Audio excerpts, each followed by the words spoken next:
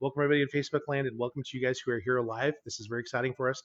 We actually had Laura here before last year to talk about some things regarding fitness. This is going to be an even broader topic on how to essentially, I would say, look at health and wellness from the big picture and make sure that you do things consistently that get you better. I think when I think about Laura, Laura has done a variety of things in her life. The one that I'm most recently familiar with is that she's worked in campus ministry for years, and you're helping people come into college and basically kind of adult, making better decisions, hopefully about their spirituality and all those things that come with that. And she's actually going to be joining our church full time, and which is also a thing where you help people make their life changes too. And Laura actually has her certification in group fitness, which you still teach, right? Yep. Yeah, which is great. So as she's implemented these things, I can't think of a better person from a layperson standpoint than to actually have Laura do this, because I see such consistency in your life in doing those things, making people's lives better. And so I hope you can glean what you can. You may not be able to do everything you learn tonight. In fact, that's often hard. The famous phrase you'll hear me say sometimes, that he who chases two rabbits catches neither. Okay? But find one thing at least tonight that you can take and pursue. And what you'll find is that gets really good. And all of a sudden you start craving to do something maybe different in another area. So maybe start with exercise first, and then nutrition follows, and then stress management and sleep. But get it down really well. And there's that spillover effect that once you have momentum going a certain way, it starts to snowball and actually have better things happen in your life too. So without further delay, let's give Laura a nice warm turning point welcome. Thanks for being here, Laura. There you go. Thanks. Yes, that's good. Okay, so I cradle it like Not a like little that. bird. Yep. Is what you're saying. She's gonna make sure that she can hear it on the. She'll watch the from back there. Okay. Okay, Good. sounds great. Well, yeah, thanks for being here and for being here, you guys, on the live stream. Yeah, thanks for that introduction, Lynn. I have dabbled in different areas of health for many years. The one that I have the most experience in, like he said, was worked in the area of spiritual health for about 17 years for an organization that focuses on spiritual mentoring. So just passing on from an older person to a younger person, helping people sort through important things in life. I've also spent the past 6 years teaching group fitness. I'm a certified group fitness instructor. I teach at Genesis Health Club, and also over at the campus rec center, I teach a class for credit, which is kind of funny. I got an email saying, Professor Laura, I'm not going to be at class today. So I'm not a professor. It just made me chuckle. And I also just have some additional training, like the handout says, in the areas of mental and relational health and well-being. So this is just a topic that I really enjoy a lot, and I like helping, but doing it myself, and then also helping other people figure out what health looks like in this area. So as a little bit of an intro, and I thought maybe I could ask Lynn this question, but if I can't, that's okay. So what I would say, so these are two intro examples. I am just curious what Dr. Lynn would say if someone came in and was like, oh, Dr. Lynn, I have this back pain and I don't understand why, because I'm a really healthy person. I cycle 6 times a week. Like, why am I having any sort of health difficulty? Shouldn't I be a very healthy person because I cycle so much? And I'm wondering if what Dr. Lynn would say is, yes, cycling is very good for your health, but that will leave you, if you only ever cycle and you do it so much, it could leave you with some really strong muscles and then some really weak or neglected muscles.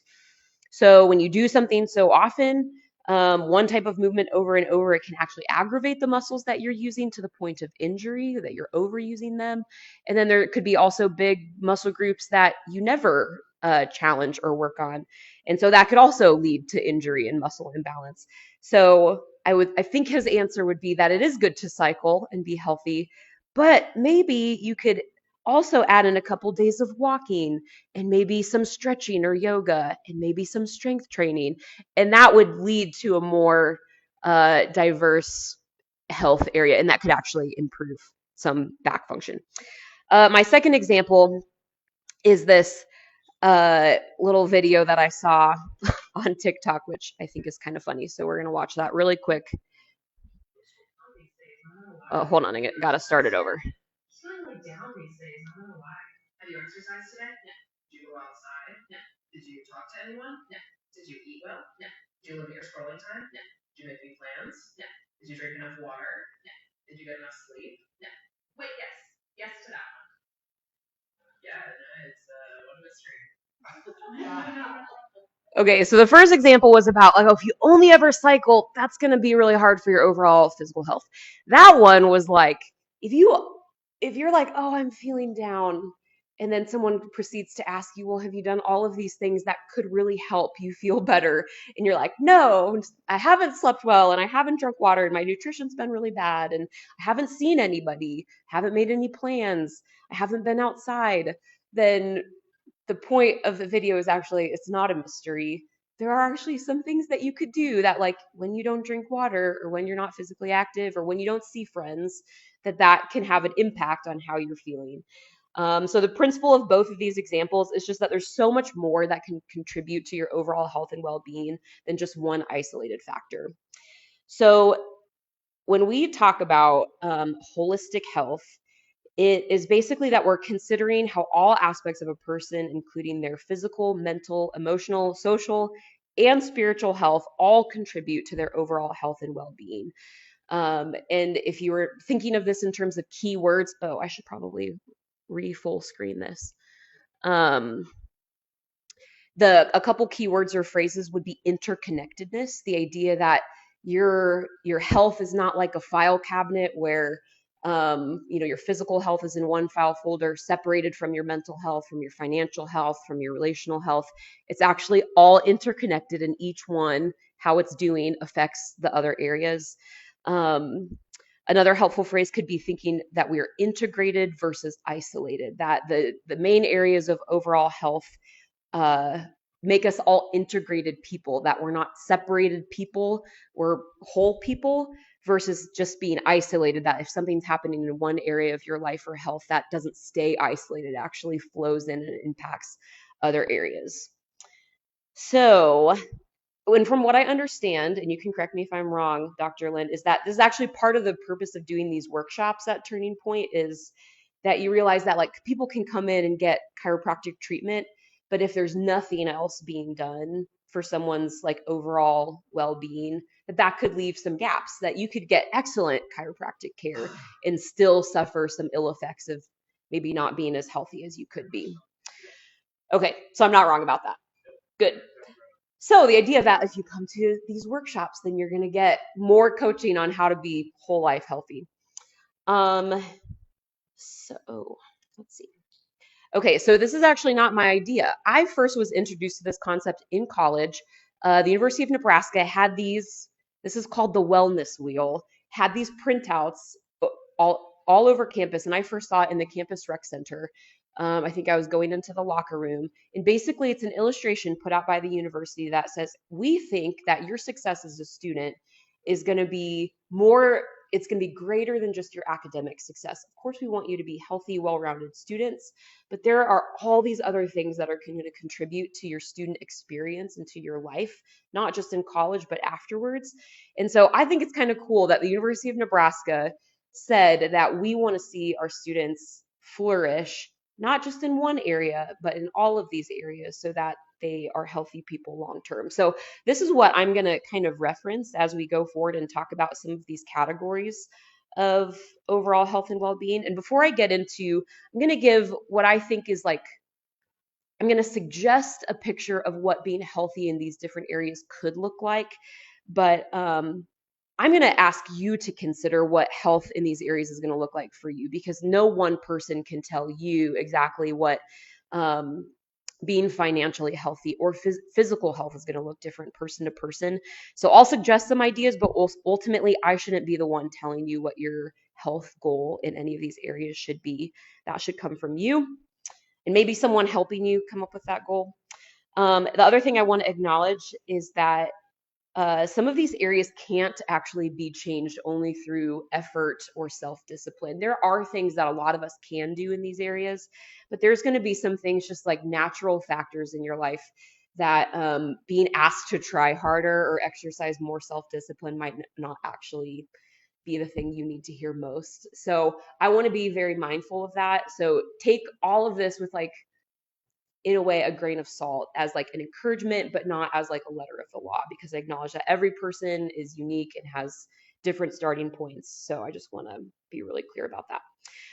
Okay, so we're not going to go through all of these. I picked like 6, I think, that I'll go through briefly, and you can of course ask questions, or if you want more information about any of them, I'm happy to give that. But the first area, obviously we can't move forward without talking about physical health and what does it mean to be physically healthy. So I learned in my college weight training class that there are four key aspects or contributing factors to your overall physical health. That's your cardiorespiratory endurance, muscular strength and endurance, flexibility, which I never would have said is a part of like being overall healthy, but like flexibility and mobility, and also nutrition. So, briefly, in each of those, your cardio health just involves your heart and your blood vessels functioning well, allowing your body to effectively deliver oxygen and nutrients. And so, maybe health in cardio for you is being able to climb stairs or go on a walk for a mile or two without getting excessively winded, or that you would just never choose to take the stairs because it's just too difficult. So maybe the idea of like, I can go up the stairs because I have enough uh, cardio endurance. Um, Maybe a goal could be shoot for being fit enough, and that's in quotes, obviously, because what does that even mean? But healthy enough that you're not frequently limited from engaging in physical activity because it is too difficult or strenuous. In terms of muscular strength or endurance, that's obviously like weight training and being able to lift things, and just being strong enough to complete the necessary tasks of life and your work without excessive risk of injury. So again, that doesn't mean you need to be able to haul, 45 pounds on your shoulder, but are you able to do the physical things around your house or in your family, picking up kids or nieces or nephews, without, yeah, an excessive risk of getting injured and doing those things? So there are all sorts of benefits to having strength training be a part of your life. It increases your bone density, reduces risk of injury, helps your metabolism, and a lot more. Flexibility and mobility just means that you're able to move your body through a full range of motion in order to complete the tasks of your ordinary life. So stretching and flexibility can help prevent muscle imbalances, which can often lead to pain when engaging in certain tasks. And lastly, nutrition is one of those things where you want to be able to eat food that can fuel your body with all of the adequate macro and micronutrients just to take care of your body's basic needs. So this does not mean eating the perfect healthy diet and never eating sugar. I'm like, that is so like not possible for me. But the idea of like, are you getting enough protein, enough carbs, and enough fat in a day? Those are macronutrients. Are you getting enough micronutrients like vitamins and minerals? Vitamins like iron, or minerals, sorry, like iron, because like iron deficiency affects a lot of different things, that physical and mental health wise. Lots of people like have shortages of like magnesium and vitamin D. And then fiber, like there's emerging research that shows how important fiber is to like your digestive health and all sorts of things. So just that all these things contribute to overall physical health. There's people will tack on like your body composition, which is also obviously something that you can't change. But sleep is something that you can obviously put effort into, and then hygiene is also a part of your physical health and well-being. But that's just like, again, a general idea of what shooting for being physically healthy looks like. And that when you're physically healthy, again, that prevents strain on other areas of life. But then when you have areas of being physically unhealthy, that can flow in to other areas of life. And that's going to lead me to the area of mental health. So being mentally healthy is kind of an abstract concept. You're like, what does that even mean? But the World Health Organization has a definition that mental health is a state of mental well-being that enables people to cope with the stresses of life, realize their abilities, learn well and work well, and contribute to their community. And just to add to that, in case that's still just a little bit too kind of abstract or not definite enough, it can include having healthy, proportionate responses to things. So if there's a $10 issue, you have a $10 response. If it's $1,000,000 issue, have $1,000,000 response. When you find you're having $1,000,000 reactions to $10 issues, maybe that could be something to reflect on. Like, what's going on with my mental health? Maybe there's something to look at there. Or having $10 responses to $1,000,000 issues could also be maybe a little bit of a flag. Being able to cope with the stress or difficulty of life and just being generally resilient, being able to engage in healthy self-talk about yourself and to yourself, being able to maintain positive relationships in life over time, and also feeling a general sense of purpose. That's not to say that to be a mentally healthy person, you have to think these things or these things need to be true about you all the time. That's not realistic. But if you feel like your life is characterized maybe by a lack of purpose or an inability to talk healthily to yourself, or you're unable to cope with stress, again, those are things that you're like, oh, maybe I need to give a little bit of attention to that area. Um, so the idea here is that mental health is actually, in my mind, and I think a lot of people would agree with this, that it's one of the most interconnected aspects of our overall health, has a very direct relationship with our physical health. The CDC has an article that says depression, for instance, increases the risk of many types of physical, long-lasting, or chronic conditions like diabetes, heart disease, and stroke. And similarly, the presence of chronic conditions can increase the risk for developing a mental health condition. So you see how they kind of feed into one another. And then also like relational health, which is coming up, is like often a part of the definition of being mentally healthy. So these things are all incredibly interconnected. When you're not doing well mentally, it's going to flow into how your body feels. It's going to flow into your relationships, how you see your finances, your environment, all sorts of things. So we're very connected people. There's an article written by a University of Missouri psychiatrist that says anxiety and depression and stress can impact increase in cortisol levels, which regulate your blood pressure, blood sugar, inflammation, metabolism, and sleep. It can cause digestive distress, reduce energy and motivation, and can include some pseudo symptoms like heart palpitations, muscle spasms, and hair loss. So there's just things that like your brain and your mental health have a tremendous impact on your body and its functioning. We're interconnected people. That's the theme of this whole workshop. Okay, next is relational health. So what this could look like, again, this is another abstract area. There's a book written by an author called Dr. Henry Cloud, and it's Changes That Heal, which is 4 relational changes that can improve your relational health and well-being. And so I just think that's like a good place to start. I can't be exhaustive in this. But being relationally healthy could include having strong bonds of intimacy where you know and are known by important people in your life, where you have relationships of trust, people you can share the load of your life with, and you can help share their load as well, that you're willing to help them. That includes vulnerability, where people have access to the deeper, more vulnerable parts of who you are, and they're allowed to speak into that for your good. And this doesn't have to be like 15 people. It can be a few close people, but having strong bonds of intimacy is really helpful and important. But conversely, having healthy boundaries where you're not constantly taking undue ownership for things in other people's lives and areas of responsibility, and you're likewise not always casting things that are your responsibility.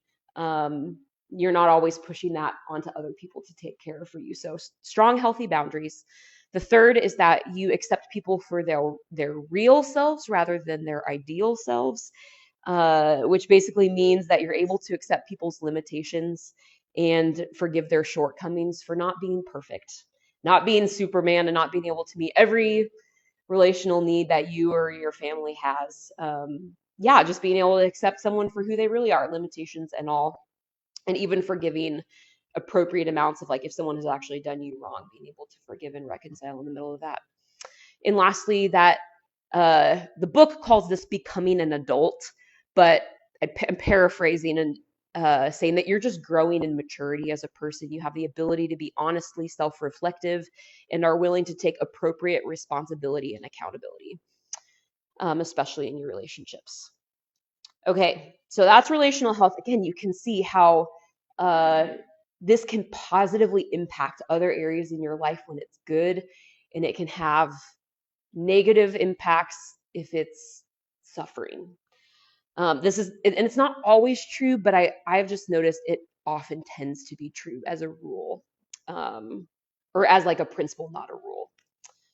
Okay, these are 3. I'm just gonna like blaze through them, but I do think that they're important. Financial health is gonna look different for every person because everyone starts off in a different place financially and has different resources at their disposal. So for some, being financially healthy might mean that it's just not having any debt. because I know there's lots of conversations going on about like student loan repayment and people having giant debts leaving college. And that's having an impact on vocational health, relational health, mental health is deeply impacted if you've got this huge crushing debt. So maybe you're like, I just want to be debt free.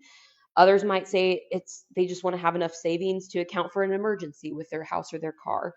Um, or to account for being temporarily between jobs. For some, it might just be the desire to comfortably pay bills and buy groceries every month. So you get to decide what you feel like financial health looks like. But again, it's one of those interconnected things that when it suffers, it automatically will tend to bleed into other areas of life. Vocational health, I think, might be an overlooked one, but like your vocation is a big part of your life. Lots of people spend huge portions of their day and their hours are in their workplace and around their coworkers doing their job. And so for this one, vocational health could be feeling like you use your strengths at your job, and that you add value to your workplace and to your work team. What you do brings order out of chaos. What you do has dignity and adds value to the world.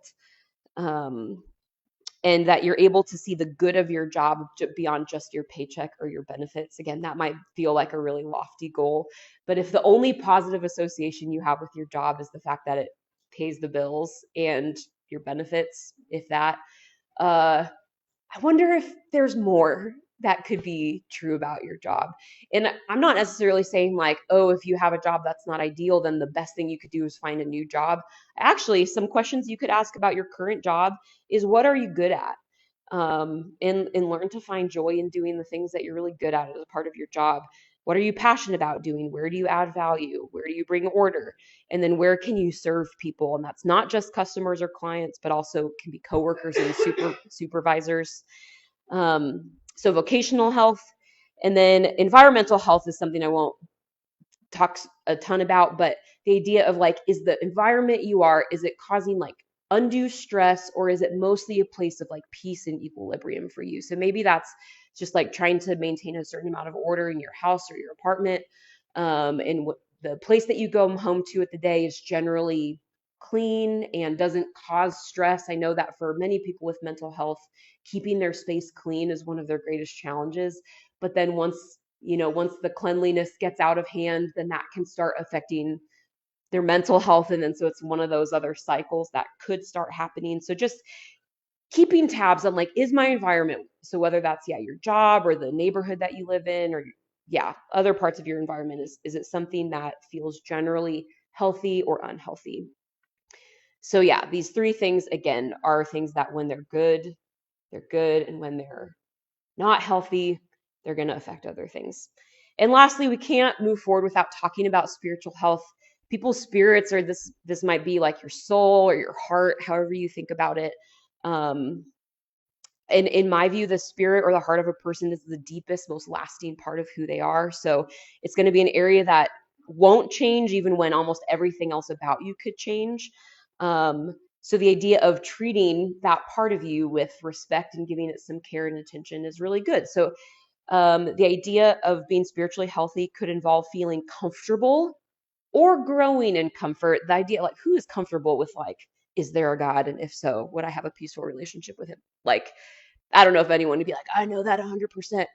But the idea that you're growing in comfort with questions like, what gives me value or purpose as a person? What gives human life dignity? What happens after death? What type of inner and outer behavior will lead to the flourishing and peace for me and those around me? And then conversely, is there a way that I could behave that could like detract or take away from that? Questions like, what is peace? What is morality? What is good? Deep questions. And then, is there a God? And if so, what would a peaceful relationship with him look like? So spiritual health is one of those things, like, I don't know how many people are thinking about that that's a part of their overall health. But again, I've seen and interacted with a lot of people that when they have deep spiritual unrest, it is flowing out into every other part of their life. And likewise, spiritual well-being will flow out and bring peace and wholeness to every other part of life. So this is a little thought experiment, and I'm going to see where I'm at in time. Um, and we can come back to this at the end if we do have time, but I'm just going to ask you to kind of think through this on your own.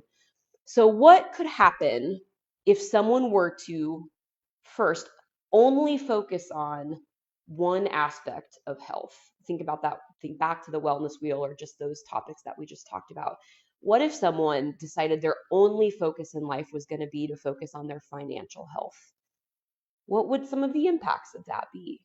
What good things could come out of that, and what might be hard about that, or what gaps could that leave in their life?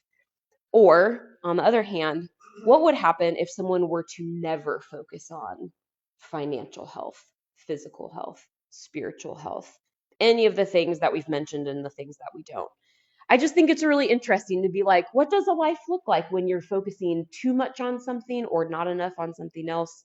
Again, I think it's just really interesting. Maybe one of those things that can help us, help me be self-reflective about, am I becoming somebody that I'm like too focused on something to the detriment of my overall health? So to bring it home, we do want to think about applying this to life. And I'm thinking of this in terms of steps and principles. There's going to be 3 steps, 3 principles. The first step is just to simply reflect, just to stop and take some stock on, again, if you're using the wellness wheel, and I'll say the University of Nebraska is not the only organization that has put out a wellness wheel. You can just Google wellness wheel and come up with an illustration that can be helpful. Just stop and reflect on where on the wheel do you feel really strong and where you're giving it good attention, but also where do you feel weak? Um, is there an area of your life that you've been neglecting or ignoring? And then just take some time to reflect on if you're experiencing any effects of that. Second would be to choose one area that feels the most important. And that's going back to what Dr. Lynn said in the introduction. You can really only put meaningful discipline or establish new habits and grow meaningfully in like one important area of life at a time. Uh, this is my own version of the, what was it, when you hunt 2 birds, you don't, oh, when you chase 2 rabbits, you catch none. Yeah, when everything is important, nothing ends up being important. Or when everything's important, nothing gets your good energy. So the idea of choosing one thing that feels most important and like it would cause the most life change, or have the biggest impact on your overall health, choose that one thing.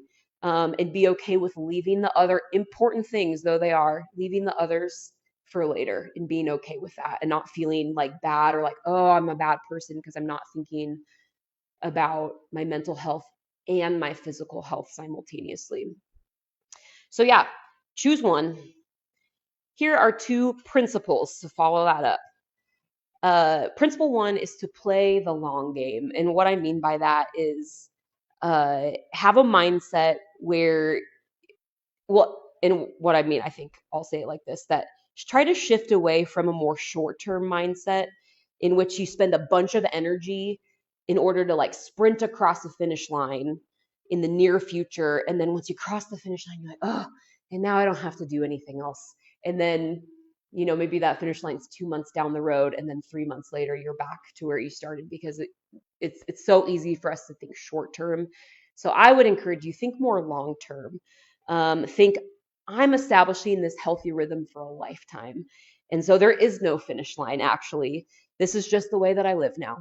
And so that's been really helpful for me, like, especially with exercise. I'm like, I go to the gym. This is what I do. There's no finish line. There's no like, oh, I don't have to do that once I turn 40 in a year. It's like, nope, this is just the way that I live now. This is my healthy rhythm. Principle number 2 is adjust to the mindset of doing things when you don't feel like doing them. And I don't want this to come across as like scoldy. It could sound patronizing, I suppose. But I think all of us know the idea that good, important things in life are also often really hard or challenging, or like they start good and then they get hard. and it's hard to follow them through, especially if you feel like making this change is going to involve some discomfort in the moment. Um, so I could cognitively say that I know good things for me are often hard, but I need to like self-discipline my lifestyle to actually live as though that's true. Um, so to not see like the hard or enjoyable things not as a punishment or a curse, but actually just as a normal part of life that like, oh, I get to do these things. And yes, it's hard, but like I'm gonna do it even when it's hard because I know it's gonna help me feel healthier and maybe more joyful longer term, even though that's not my experience right now. And then lastly, step 3 would be once you build a rhythm, that's when you would look to the next area of need on the wellness wheel. So I just think once it no longer feels like you're putting forth huge amounts of effort to do the rhythm and that it's kind of just a normal part of your life and that you're not having to self-discipline yourself like crazy, to me, that's when you can shift and maybe look to the next thing that's going to help you build that rhythm of long-term health. And lastly, my principle would be just to ask for help. Um, no one is meant to do these things alone. Like relational health is a part of being a healthy person. So whether that's finding someone to do these things with you, do it with somebody else. If you need help, like who knows automatically how to pursue financial health? I don't. I'm not a financial expert. So maybe you need to go to Khan Academy and do a little financial literacy course. Maybe you need to watch a YouTube video that's going to lead you through some basic personal training stuff to get started at the gym. I don't know, but just like seek help and realize like it's not up to you to know exactly what to do to grow in any of these areas. And then maybe another thing you need to ask for is a person that knows and cares about you. Like, hey, would you be willing to tell me if there's an area in my life that you've noticed as unhealthy or that I've neglected and that you would love to see me get healthier in? Because sometimes we don't see those things in ourselves. They could be blind spots, but the people around us who love us might be able to notice them and voice them for our good. So that is all I have to say about that. Do you have any questions or feel like you would like any more information about anything that we talked about? That was a lot. It was kind of like a fire hose in a way. So, That was awesome. yep, Can I just give a few closing thoughts about sure. people having worked with life change for 32 years in this awesomeness? And then if you want to stick around a little bit later and talk with Laura, it's great. So Laura mentioned 3 things I want to talk about. One is you talked about actually like almost to some degree like how the thought goes process goes inside our head, what we call self-talk. I see a lot of people actually been handed a bad script in life, and what they do is they do something and they come in and they say things like, "Why am I so stupid? Why do I keep doing this?" And it's like you framed it already by calling yourself stupid, haven't you? Right? Or why am I so undisciplined? Well, maybe a better way of asking would be instead of saying, "Why do I make choices that are against what I know to be true?" Right? Ignorance is not knowing. We say stupidity is I know what to do, but I choose to do something that's opposite of that anyway too. So why do I make choices like that? And lastly, the ultimate lead is to say, what can I do to make a better choice now? Right? There's kind of this evolution that happens in the questions, the conversation happens in your head, because that's where it starts for sure. Number 2 is when you talk about like, being vocationally healthy. I've seen some people make some really cool choices in this office where they've chosen to get out of maybe toxic workplaces or a better fit. And that can make a world of difference. Brenda, my wife, is actually a certified Gallup strengths coach and also Myers-Briggs coach. So if you're a person saying, am I really using the God-given talents that I have in the best way possible? Please talk with her about that because it might be revelatory. For me, I didn't feel like I needed to change careers, but I definitely needed to change how I was doing my career. But I discovered what my top 5 were, and especially when I found out what my bottom 5 were. Oh my goodness, that was like, okay, these things that I should never do except maybe once a week in practice. If I do it any more than that, I need to find somebody who actually can do those things for me in a better way, or find a way to use the strengths that I currently have to do the same things that those might require me to do. And then the last thing is about what Laura mentioned about making good choices. It's always hard, guys. Change is always hard. And usually what I find is that people tend to make, when the pain of change exceeds the pain of staying the same, or is it the other way around? Pain of staying the same, yeah, exceeds the pain of making a change, and they'll do it. And so making a good, if you want to say either like a good moral choice in the case of spirituality or a good choice just in lifestyle, know that most good choices actually have they're front loaded with the discomfort. Like getting out of bed at 5 a.m. to go to the gym, that is a hard thing to do, right? But how do you feel when you come back to the gym after having done that? Or when you go out for a walk? Do you typically feel worse? Typically not, right? You feel like, yeah, I accomplished something, check, right? Now I'll make my bed, I'll have just like to do. And a bad choice usually has all the pain or all the fun up front. I get to sleep in for an extra 15 or 30 minutes. Oh, look, it's too late to go and exercise and work now. Okay, great. But then how do you feel after a day of being a slug and not doing a whole lot of stuff? How does that feel? You feel worse, right? The pain is always on the back end of it. So think about that inertia and making a change is always hard, but the payoff can be so much better when you do those things. So here's my wife, Brenda, who I referred to, the life coach. And like I said, Laura knows a ton of stuff about what she's covered, which I think is great. So if you have some questions you want to ask her privately, stick around. She'll be happy to answer those, and you can help them, guide them towards those things. And we actually are blessed to have a lot of resources that we know. People who actually work in those realms that she mentioned, that if I don't have an answer for it, I'm more than happy to refer you to them because we've vetted them. We know they're good people for that too. So how do you feel? Do you feel like maybe inspired a little bit to make a change? Okay, now comes the hard part. Okay, taking it home and doing it. But like I said, if you can start tomorrow and get that snowball effect going where I do it, and pretty soon you do it enough times that, hey, that's actually getting easier now. Now it's actually harder to stay in bed because I'm feeling guilty. I'm just gonna get up and go, right? So I just think that was great, Laura. That was really good. That was great. And if people want to take a class with you, where do you teach?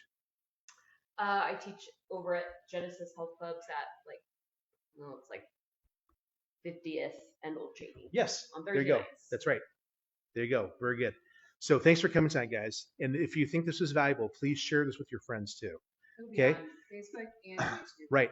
Increasingly, I've heard that Facebook is changing their policy that anything we post on there will be gone after 30 days. So we're going to increasingly see us moving our talks to YouTube where they can stay for a longer period of time, maybe forever. And I just hope that this was, I know it was worth my time for having been here and having heard this. And so I'm already inspired to better. I hope it's the same for you. Thanks for being there in Facebook land, and we'll see you soon. Good. Facebook.